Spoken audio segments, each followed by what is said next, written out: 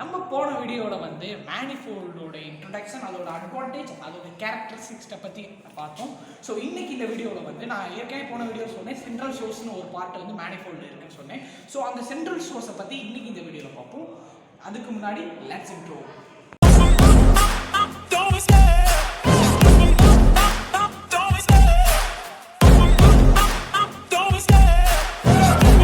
So central சோர்ஸை பொறுத்தவரை நீங்கள் பார்த்தீங்க அப்படின்னா சொன்னால் it's a central control panel unit.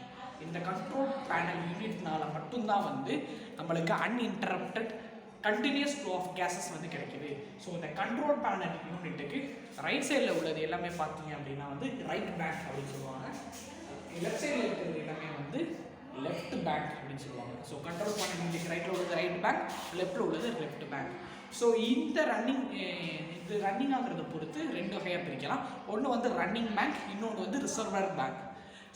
So running bank அப்படிங்கிறது என்ன அப்படின்னா, எந்த சிலிண்டர்ஸ்லேருந்து நம்மளுக்கு தற்பொழுது ஆக்சிஜன் போயிட்டு இருக்கோ, இப்போ கரண்ட்டாக எதுலேருந்து ஆக்சிஜன் நம்மளுக்கு சப்ளை ஆகிட்டு இருக்கோ, இல்லை மெடிக்கல் கேஸை சப்ளை ஆகிட்டு இருக்கோ, அந்த பேங்க் வந்து ரன்னிங் பேங்க் இருக்கும்.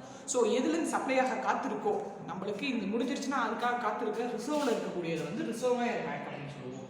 ஸோ நம்ம இப்போ பார்த்தோம் அப்படின்னு சொன்னால் இந்த கண்ட்ரோல் பேனல் யூனிட்டுக்கு ரைட் சைடில் உள்ளதை வந்து நம்ம ரன்னிங் பேங்க்னு வச்சுக்குவோம். ஸோ ரன்னிங் பேங்க் அப்படிங்கிறப்ப ஸோ இந்த சிலிண்டர்ஸ்லேருந்து தான் நம்மளுக்கு இப்போ ஆக்சிஜன் போகுது. இது ஆக்சிஜன் சிலிண்டர், இதோடைய கலரை வச்சு நம்ம கண்டுபிடிச்சிடலாம். ஸோ கலர் வந்து என்ன அப்படின்னா black body white cylinder. So oxygen cylinder. So இதுலேருந்து ஆக்சிஜன் வந்து நம்மளுக்கு பைப்லைன் மூலமாக இப்போ போயிட்டு இருக்கு. ஸோ அப்போனா வந்து இந்த பேங்க் வந்து ரன்னிங் பேங்க் அப்படின்னு நம்ம வச்சுக்கலாம். ஸோ இப்போ வந்து ஆக்சிஜன் போயிட்டே இருக்கிறப்ப வந்து ஒரு சமயத்தில் என்ன ஆகும், ஆக்சிஜனில் உள்ளக்கூடிய ஆக்சிஜன் வந்து தீர்ந்து போயிடும். நம்ம கன்சியூம் பண்ணிக்கிட்டே இருக்கிறப்ப தீர்ந்து போயிடும். தீர்ந்து போகிறப்ப என்ன ஆகும் அப்படின்னா ஆக்சிஜனோட ப்ரெஷர் வந்து கம்மியாகும்.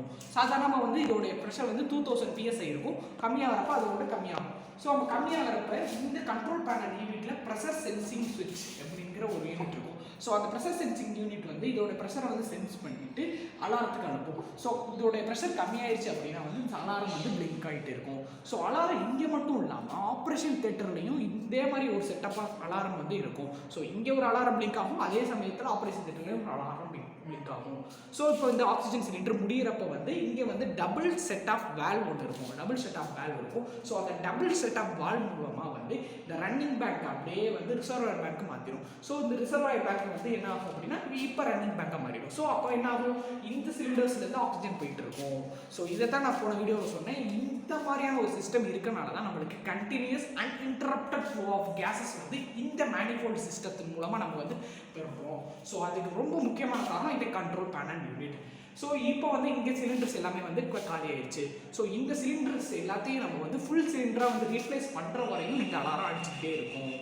இதே அலாரம் அடிக்கும். அதே மாதிரி ஆப்ரேஷன் தியேட்டரில் இருக்கக்கூடிய இன்னொரு அலாரமும் அங்கே பிளிங்க் ஆகிட்டே இருக்கும். ஸோ இது நம்ம மாற்றாமல் விட்டுட்டோம் அப்படின்னா அலாரம் அடிச்சுக்கிட்டே இருக்கும். ஆனால் இந்த சிலிண்டர்ஸ்லேருந்து நம்மளுக்கு வந்து என்ன ஆகும் அப்படின்னா ஆக்சிஜன் தொடர்ந்து போய்கிட்டே இருக்கும். ஸோ ஒரு சமயத்தில் என்ன ஆகும், இந்த லெஃப்ட் பேங்க், இந்த ரிசர்வாயர் பேங்காக இருந்த அடுத்த உள்ள ரன்னிங் பேங்காக இருந்ததோடைய சிலிண்டர்ஸ் உள்ள ப்ரெஷரும் என்ன ஆகும் அப்படின்னா வந்து கம்மியாயிடும். ஸோ அதே மாதிரி ப்ரெஷர் சென்சிங் ஸ்விட்சை வந்து கண்டுபிடிச்சி திருப்பி இங்கே ஒரு அலாரத்தை பண்ணுவோம். இது நம்ம இந்த சிலிண்டர் மாற்றாமல் வச்சுருந்தோம் அப்படின்னா இந்த சிலிண்டருக்கான அலாரமும் பிளிங்க் ஆகும். ஸோ 2 அலாரமும் பிளிங்க் ஆகும். 2 சிலிண்டர் முடிய போகிற சமயத்தில் அதே சமயத்தில் அங்கேயும் வந்து அந்த 2 அலாரம் பிளிங்க் ஆகும். ஸோ 2 அலாரம் அங்கே பிளிங்க் ஆகிறப்ப ஏன் அங்கே தேவையில்லாமல் அலாரம் பிளிங்க் ஆகுது அப்படின்னா அதான் வந்து கன்சியூமர் ஏரியா. ஸோ அங்கே இருக்கக்கூடிய அனஸ்தட்டிக்ஸ் அண்ட் ஸ்டாஃப்ஸை வந்து நம்ம வந்து வார்ன் பண்ணிக்கிறோம். ஆக்சிஜன் தீரும் போது இங்கே ஸ்டாண்டர்டோட ரெடியாக இருங்க அப்படிங்கிறத குறிக்கக்கூடிய அலாரமும் அங்கே நம்மளுக்கு பிளிங்க் ஆகிட்டே இருக்கும். ஸோ அப்போ வந்து அவங்க வந்து ரெடி ஆயிடுவாங்க.